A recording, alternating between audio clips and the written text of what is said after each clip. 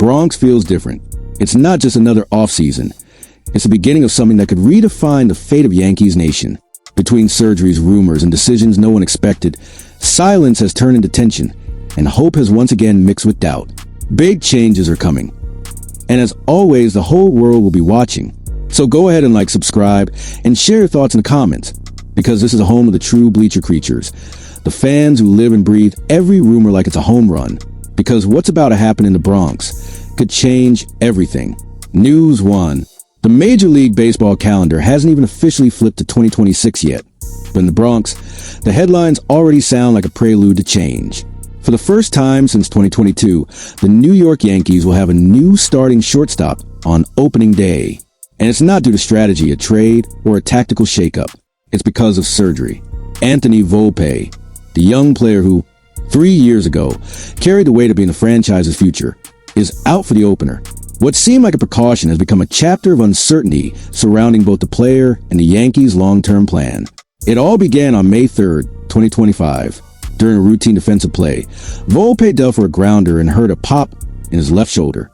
It seemed minor. He missed just one game, returned quickly, and kept playing. But those watching closely noticed something different. Thick wraps covered his shoulder for weeks. His swing looked tighter, his range smaller, and his numbers began to collapse. Manager Aaron Boone insisted Volpe was fine, while GM Brian Cashman hinted that the shoulder might be limiting him. Doubt lingered, and when it came the worst season of Volpe's young career, Volpe's WRC plus dropped to 83, the lowest of his major league tenure. He committed 19 defensive errors, tied for most in the American League, and posted a 1.0 F.WAR, also a career low. For a player once seen as a shortstop of the future, the numbers were alarming and revealing. In hindsight, fans now understand what was happening. Volpe played nearly the entire season with a partially torn labrum, a quiet injury dating back to May. According to surgeon Brian Schultz of Cedars-Sinai Orthopedics and team physician for the Los Angeles Angels, this type of injury is common among baseball players and often goes unnoticed until performance drops sharply. The decision to keep playing was both admirable and risky. Volpe wanted to prove his toughness, to embody the Yankee ideal of resilience of a player who never leaves the field. But baseball, a sport of microscopic precision, is unforgiving of physical limitations. Schultz explained that partial labrum tears rarely cause constant pain, but they restrict mobility and confidence in motion. When it's your lead shoulder to the plate, even minor restrictions can alter everything. Players begin compensating subconsciously, shortening swings, changing angles, reducing rotation. StatCast data reflected exactly that. Average bat speed fell from 73.1 miles per hour in May to 72.0 in June, while his horizontal attack angle jumped by 6 degrees. Clear signs of mechanical compensation and discomfort. The story becomes clearer when looking at his cortisone injections. Volpe received his first during the All-Star break, and the result was immediate. Over the next 13 games, he posted a 1.086 OPS with 7 home runs. Star-level numbers. But once the effect wore off, his OPS plummeted to .537. A second injection on September 10th had the same pattern, a brief resurgence. OPS .923 over 8 games, followed by collapse. 7 for 40 at the plate, 20 strikeouts, and a quiet postseason exit. Dr. Schultz summed it up.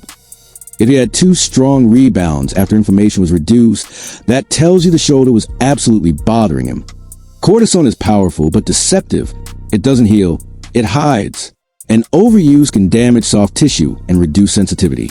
Volpe and the Yankees knew that. Continuing treatment would have been like taping over a growing crack. By the offseason, surgery was inevitable. Anthony Volpe underwent a left shoulder labrum repair. It's a delicate procedure, but the prognosis is positive. Schultz estimates about 4 months with no swinging and 6 without diving or landing on the shoulder. The tissue needs roughly 3 months to heal and another 8 weeks to regain strength and stability. Players always feel ready before they actually are, Schultz warned. But rushing back risks brain injury. The Yankees made it clear they won't take that risk. Full rehab, no shortcuts. But surgery alone guarantees nothing. The bigger question is, who is Anthony Volpe when healthy? That's what the Bronx still doesn't know. In the minors, he was phenom. Over 50 extra base hits, 30 home runs, and 33 stolen bases between 2021 and 2022, with an OPS above .900. A modern, dynamic shortstop prototype. Yet in the majors, that spark hasn't translated. 3 inconsistent seasons have split the fan base. Is Volpe a star held back by injury or a prospect who was overhyped? The Yankees' dilemma goes beyond medicine. The franchise is in a quiet transition, balancing youth with win-now pressure. Since Aaron Judge's MVP peak in 2022, New York hasn't found that same formula. The lineup aged, big signings disappointed, and the fan base lost patience with the lack of identity. Volpe represented a new era, a homegrown face, a symbol of internal development. But now, with him sidelined, the Yankees must rethink their blueprint. The likely replacement is Jose Caballero, a versatile defender known for reliability and discipline. He's solid, but lacks Volpe's offensive ceiling. Caballero is a bridge. Volpe was a plan. Then there's a psychological factor, one stat sheets can't capture. Playing in New York is not just about skill, it's about temperament. Volpe arrived as a Bronx kid, a symbol of local promise. But in New York, every mistake becomes a headline. Every strikeout is dissected on talk shows. The pressure grew in 2025. Comparisons to past shortstops, Derek Jeter, Didi Gregorius, became unavoidable. The next face of the franchise narrative started to feel heavy. Boone and Cashman, once his loudest supporters, shifted tone. Their latest comments were cautious. No guarantees. For the first time, they publicly left the starting role in question. Technically, Volpe's absence created a domino effect in the infield. Caballero will likely handle shortstop, but that reshapes second base. Possibly still Gleyber Torres, if he's not traded, and impact utility depth with Oswald Peraza. The goal: protect defensive integrity while compensating offensively through situational consistency. Volpe typically hits 7th or 8th, offering speed and spark from the bottom of the order. Without him, New York loses depth. It's a small detail, but in a lineup built on extended rallies, it matters. The silver lining: this type of surgery has a high recovery rate, especially in young athletes. Schultz noted, he has a strong chance of returning to his previous level. But that's the catch. What does previous level really mean? If that pre-injury version was already inconsistent, what are the Yankees really getting back? All signs point to a mid-2026 return, maybe June or July. When he does come back, Volpe will face not just physical rehab, but the mental and mechanical challenge of rebuilding timing. Something baseball demands with surgical precision. And that's the heart of it. Volpe's game relies on explosiveness, instinct, and rhythm. Even the smallest hesitation changes everything. Volpe's injury reveals something larger than a shoulder. It's the mirror of the Yankees' identity crisis. A franchise unsure if it's still a powerhouse in transition or a rebuild disguised as contention. The 2026 season will begin without its starting shortstop, but with a message that echoes through the Bronx. The future has arrived and it demands answers. For Anthony Volpe, it's the moment to prove he can still be the player New York once believed in. For the Yankees, it's time to decide whether patience is a virtue or just an illusion. Because in the Bronx, time has always been the greatest enemy, and now it's running out on Anthony Volpe. News 2. The New York Yankees have wrapped up another season below expectations. For the second straight year, the team failed to reach the World Series, and there's a growing sense that time is running out to turn talent into titles. The Bronx is restless, and 2026 promises to be a turning point. Management has already signaled change, and one priority stands out: strengthening the heart of the lineup. The main question revolves around first base. With Paul Goldschmidt approaching free agency, the Yankees might be preparing for a new face at the position. Goldschmidt started the year strong, but as the season went on, his performance declined. The veteran lost consistency, playing time and impact. The bat that once promised ability became a question mark. And in New York, everything is about the now, so the team is already looking ahead. Among internal options, Ben Rice stands out as the natural favorite to take over. The young left-hander impressed when given the chance, showing solid contact power and plate discipline. But there's an important twist. Rice can also catch, and that changes everything. With Austin Wells struggling offensively and losing time behind the plate, some within the organization believe Rice could be moved into a full-time catcher role if the Yankees can land a big-name first baseman. That's where Pete Alonso enters the conversation. According to MLB insider John Heyman, some members within the Yankees organization are intrigued by the idea of signing the Mets slugger. During a live stream for Bleacher Report, Heyman revealed, at least some people in the Yankees organization, like Alonso, they have an opening at first base. Would they go for another strong right-handed power bat? I'm not sure. But I know there are people there who like him. Hal Steinbrenner certainly does. They're both Gators, not just from Florida. They both went to school there. The connection between Hal Steinbrenner and Pete Alonso isn't just geographic.